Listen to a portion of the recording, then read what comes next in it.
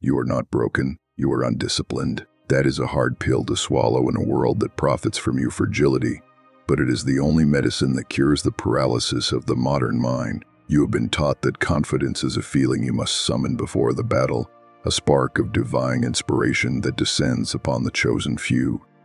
This is a lie. Confidence is not a prelude to action. It is a scar. It is the residue of discipline, and it cannot be faked, bought, or prayed for. It can only be forged. Imagine a Roman soldier standing on the edge of the known world, the wind howling across the empire's borderlands. He does not shake. He does not question his worth. He does not wait for motivation to strike him like lightning. He stands as a statue of iron will because he has already died 1,000 times in training. He possesses a trinity of power that modern psychology has forgotten, a threefold cord of discipline, confidence, and focus that binds his mind to his duty. He was not born this way. No infant comes into this world with a gladius in hand and a steeled mind. He is manufactured. He is the product of an ancient system designed to take the soft clay of a human being and fire it into something that can withstand the weight of an empire. This system was not a secret, but it was ruthless. It relied on the twin pillars of virtus, the courage to act, and disciplina, the training that makes action possible. The Romans understood that confidence is a byproduct of trained competence. You do not believe you can win because you hope you can. You believe you can win because you have already bled in the quiet hours when no one was watching. Again, there is a terrifying cost to this transformation. You must be willing to murder the part of yourself that negotiates with comfort. You must be willing to dismantle the identity you have built on excuses and self-pity. If you are tired of the cycle of enthusiasm followed by collapse, if you are sick of looking in the mirror and seeing a stranger who talks about potential but never manifests power, then you are ready to hear the truth. But be warned, once you see the machinery of the mind, you cannot unsee it. Once you understand the Trinity, you are no longer a victim of your feelings. You become the architect of your fate. Subscribe to this channel not for entertainment but for your own reconstruction. We do not offer comfort here. We offer the blueprint for a sovereign mind. The journey begins now, in the silence of your own will. Clara Vance sat in the pale glow of her laptop screen, the clock reading 11:47 p.m. She was 35 years old, a senior project manager for a firm in Chicago, and she was exhausted in a way that sleep could not fix. Her apartment was tidy enough, her job was stable, and on paper she was a functioning adult. But inside, she felt like a fraud running on fumes. She had spent the last 3 hours doom-scrolling through the lives of people who seemed to possess a vitality she lacked. She had a vision board on her phone, a folder of inspirational quotes, and a library of unread self-help books that promised her the moon. Yet every Monday began with a promise, and every Friday ended with a quiet defeat. Her struggle was not a lack of desire. She wanted to be fit, focused, and commanding in her career. She wanted to walk into a boardroom and speak with the weight of someone who knows their own value. But her life was a series of failed negotiations. She would wake up with a vow to run before work, only to hit the snooze button and justify it with the excuse that her body needed rest. She would start a project with intense focus, only to be derailed by a notification on her phone, leading her down a rabbit hole of distraction that swallowed hours. She tried manifesting, writing down her goals in the present tense, pretending she was already the woman she wanted to be. She bought expensive planners, subscribed to productivity apps, and listened to podcasts that told her she was perfect just as she was. Nothing worked. The rituals felt hollow. The positive affirmations rang false in her own ears because she knew deep down that she had not earned the right to say them. She was trying to build a penthouse on a foundation of sand. She looked for solutions in the modern pharmacopoeia of quick fixes. She blamed her hormones, her upbringing, and her toxic work environment. She consulted astrological charts and took personality tests, hoping to find a label that would explain her inability to sustain effort. She believed the lie that if she could just fix her self-esteem, the discipline would naturally follow. She thought confidence was the fuel for discipline, not realizing she had the equation entirely backward. The truth was staring her in the face, but she was too close to see it. She was treating the symptoms of her stagnation while ignoring the disease. She was waiting to feel like a warrior before she would pick up the sword.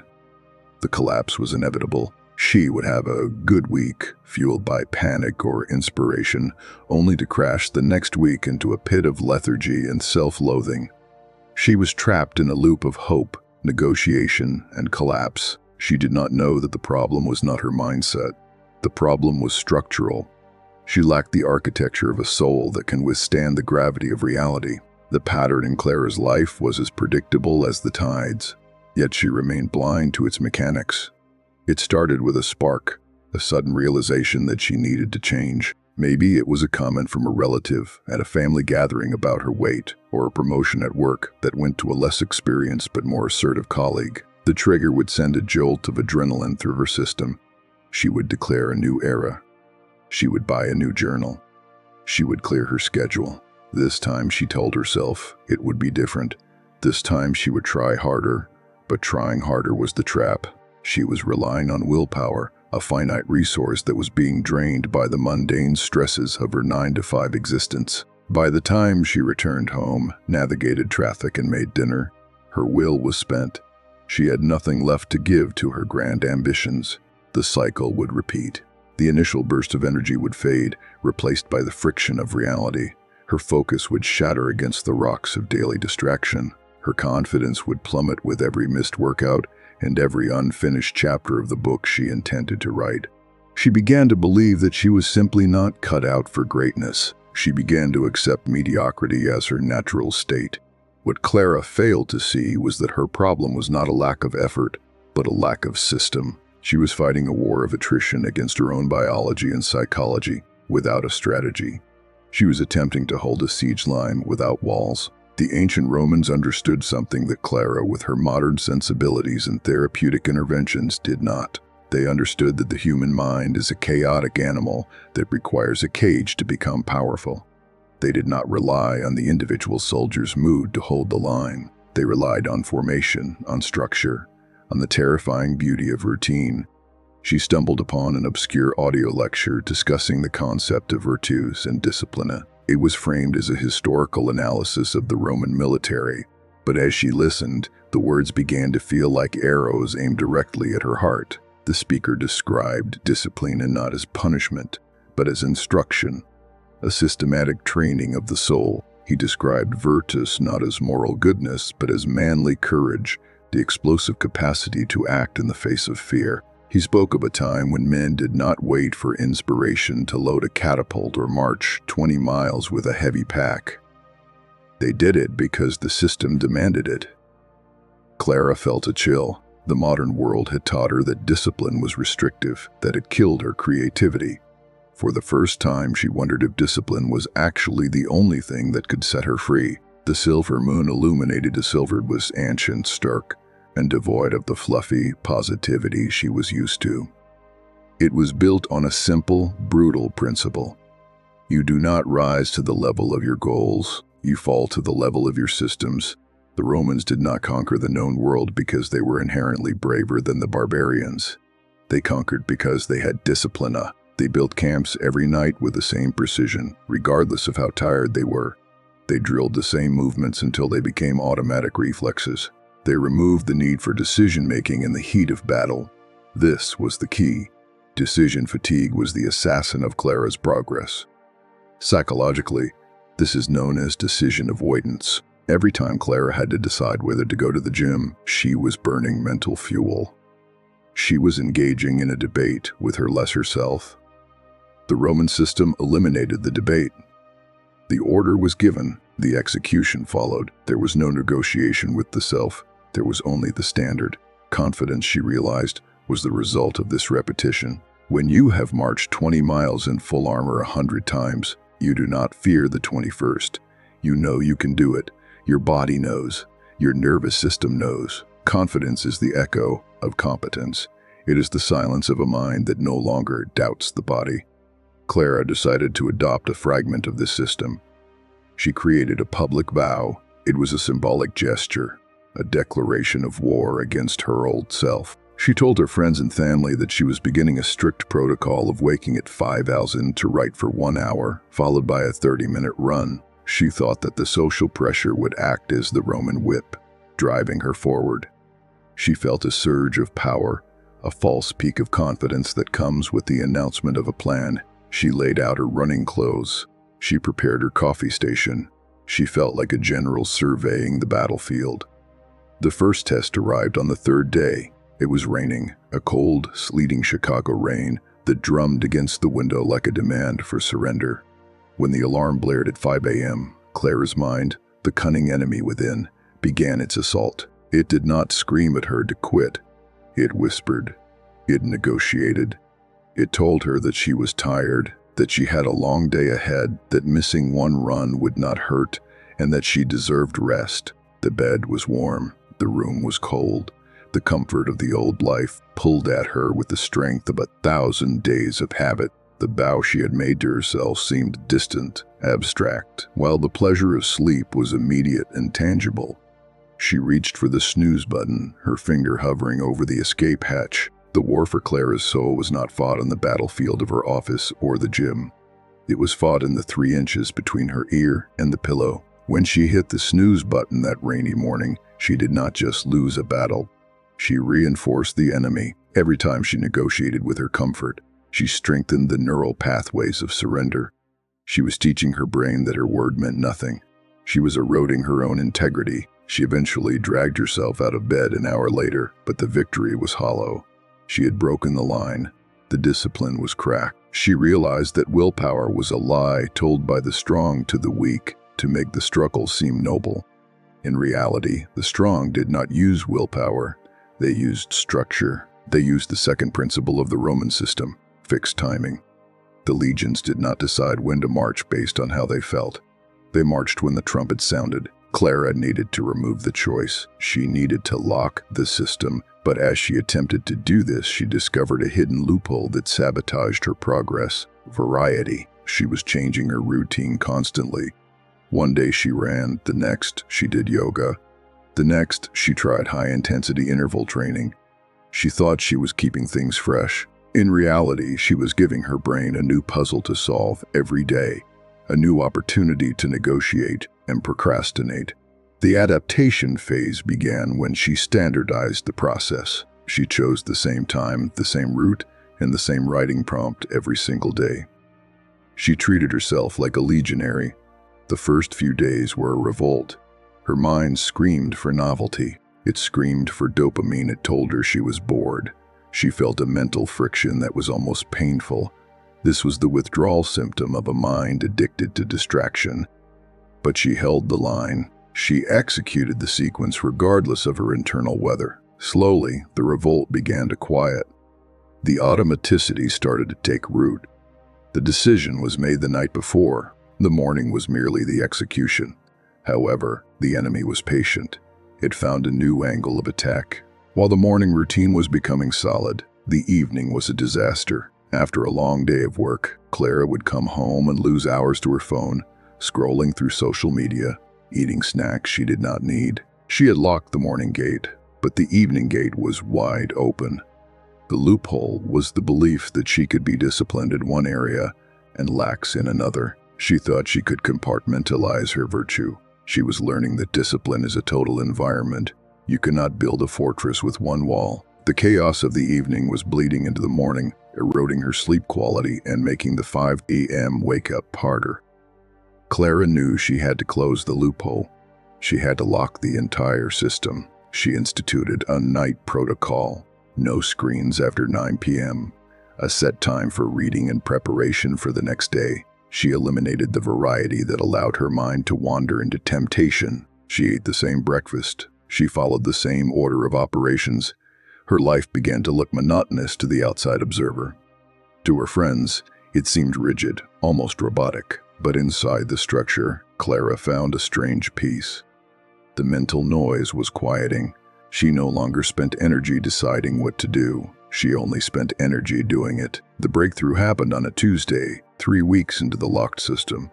She woke up, and her body moved before her mind could object. It was a sensation of autopilot, but not the mindless autopilot of a zombie. It was the trained autopilot of a warrior. Her feet hit the floor, the coffee was made, and the running shoes were on. There was no debate. There was no suffering. There was only the rhythm of the code. She felt a surge of focus that she had never experienced before. The fog of distraction lifted. She was present. She was potent. Then chaos struck. It was a table. The universe does not let a soul ascend without a test. Clara came down with a severe case of the flu. It knocked her flat for 4 days. In the past, this would have been the end. It would have been the excuse she needed to abandon the journey. She would have said, "I'm sick, I can't do it," and let the dominoes fall back into chaos. But she remembered the Roman principle of continuity. The army did not stop because of the storm. They adapted. They built walls in the rain. They maintained the standard, even if the standard had to be modified. She could not run, she could barely sit up, but she maintained the rhythm. She woke at 5 a.m. Instead of running, she meditated or read. She kept the morning block sacred. She refused to let the break in physical action become a break in mental structure. When she recovered, she did not have to start over. She simply resumed the output. She learned that continuity is more important than perfection. A flawed line held is better than a perfect line broken. The illness, which would have been a collapse in her old life, became just a hiccup in the new system. Clara faced a new threat. It was the lie of all or nothing. This was the most insidious enemy of the ambitious mind. She had a business trip to New York, a chaotic schedule of flights, meetings, and client dinners. The environment was hostile to her routine. No access to her usual gym, disrupted sleep patterns, and the social pressure to indulge in late nights and heavy food. The old Clara would have thrown her hands up and treated the trip as a vacation from her discipline. She would have planned to get back on track when she returned home. This is where most people die. They die in the gap between their ideal life and their real life. She employed the pre-solution system. This was a tactical application of the Roman foresight providentia. She anticipated the chaos before it arrived. She visualized the airport lounge, the hotel room, and the restaurant table. She saw the moments where her will would be tested. She pre-decided her responses. If there were no gym, she would do bodyweight exercises in the hotel room for 20 minutes. If the dinner was late, she would eat lightly and drink water. She packed her writing materials in her carry-on, determined to protect the morning hour at all costs. She did not hope for the best. She engineered the outcome. The trip was a gauntlet. The flight was delayed. The hotel was noisy. Her colleagues wanted to drink until 2 a.m. Clara felt the pull of the old life, the seduction of fitting in, the fear of being seen as strange or obsessive. But the pre-decisions held. When the offer of a third cocktail came, she did not have to struggle. The decision was already made. No, I have an early morning. She woke up in the cramped hotel room and executed her routine on the floor next to the bed. It was not pretty. It was not optimal. But it was done. She revealed the pre-solution principle to herself in that moment. You do not practice when conditions are perfect. You practice so that when conditions are imperfect, you can still perform. The competence she had built in the safety of her apartment was now tested in the wild. The confidence that emerged was different. It was no longer the confidence of a woman in control of her environment. It was the confidence of a woman in control of herself. She realized that she could be dropped into any city, any crisis, any chaos, and she would remain intact. The center would hold. 6 months had passed since Clara sat staring at her laptop in the dead of night. She was physically lighter, but the weight she had lost was not just fat. It was the heavy armor of excuses she had been carrying for decades. She walked into her office now, and the air around her had changed. Her colleagues noticed it. They could not name it, but they felt it. It was a gravity. When she spoke, people listened, not because she spoke louder, but because she spoke with the clarity of someone who has no internal debate. Her confidence was no longer a mask she wore.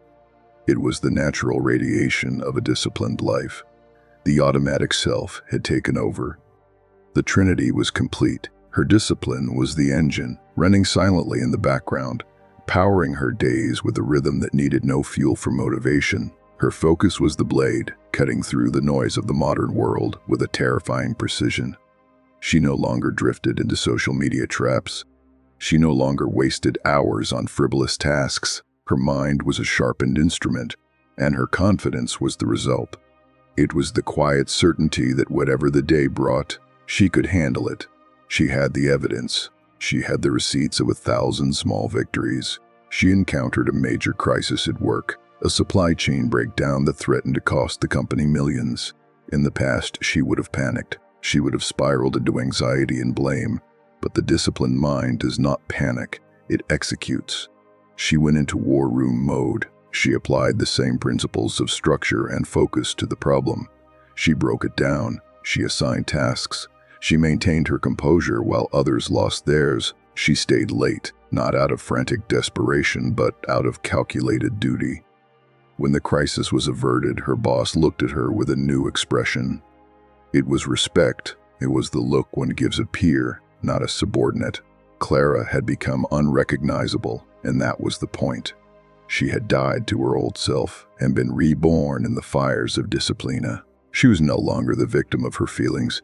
She was the commander of her reality. She looked in the mirror and saw not a woman hoping to be better, but a woman who was building herself, brick by brick, day by day.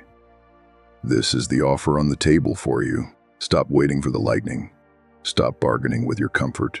Build the system. Forge the Trinity. Become the person you are afraid you could be. Subscribe if you are ready to stop wishing and start conquering. The empire of your mind is waiting. Will you build it or will you burn?